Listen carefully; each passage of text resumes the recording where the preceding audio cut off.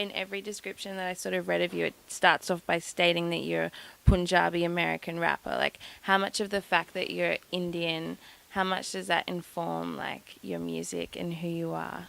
I mean, it informs all of who I am, and so that obviously has some effect on the music. But ironically, the reason I like recording in India these days is because I don't think of myself as Indian in India. In India, I'm American. I'm a dude, or So in America, I'm constantly feeling like I'm the fucking Indian guy in the room, and like, all this like identity shit. And then I come to India, and I'm just like, I could hide a little bit.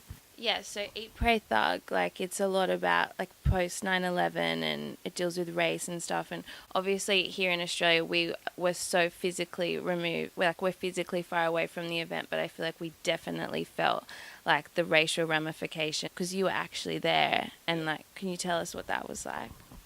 I mean, I guess the simplest way to explain it was like I felt this kind of double victimization that like I was there and I experienced this, and then after this, I was treated differently by a lot of Americans, and it was like y'all weren't even there, man. What are you doing? Like, you know, calling me a sand nigger from Iowa when I was like there when this happened. You know what I mean? Like, how are you sitting there talking the shit about this event and then using this thing to like, cause this pain to me when like I already experienced the actual pain of the event. Like if anyone should be angry, it was like the people down there that like got covered in soot and had to like I had to leave my high school for a month and go to a different school because our school was being used as an emergency center. So it was just this weird relationship with this event. And then I was 16, so I couldn't really wrap my head around it. And still trying to do that. That's what the art is about. Is just like trying to figure out what that really meant. You sound intensely like artistic, and I know you've also like worked on Wall Street, and you like in charge of Greedhead. Is that and you managed Das Races like when that was happening?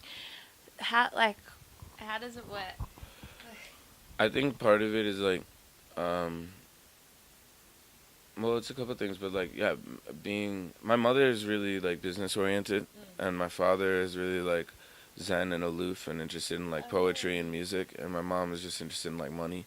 So like the gender roles at home are just like my mom was the breadwinner, and like so I always had these ideas of like both sides of the brain, and just like if I'm gonna do music, if I'm gonna do art, like if I'm coming from the working class and I'm doing art, like I'm doing music, like I I felt like most of the people around me doing music had the luxury to do music. It wasn't like because I wasn't around like when I came around like microphones and Pro Tools and stuff. It was around kids at the expensive college I got into and went to on like financial aid. So it was like I wasn't thinking that I could do that. And then when I did that, coming from Wall Street, coming from an economics background, I always wanted to make money because I think the way my parents measured their decision to come to America was on the basis of how much money I made, right?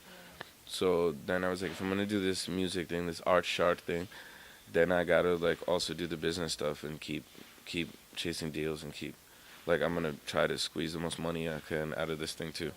You have to like justify it. A little bit. Like now I'm more content with just doing the art and like I've begun to accept that I'm an artist. But throughout That's Racist, I kind of was just like I don't know if like people that come from where I come from should make music and stuff. There's a lot of Indian like the children of Indian immigrants who come to like England and like America. Like the emphasis is on like being a doctor, being an engineer, being a pharmacist. Like I said, because they measure their decision in terms of their children's like financial success in a lot of ways, and those fields are more secure.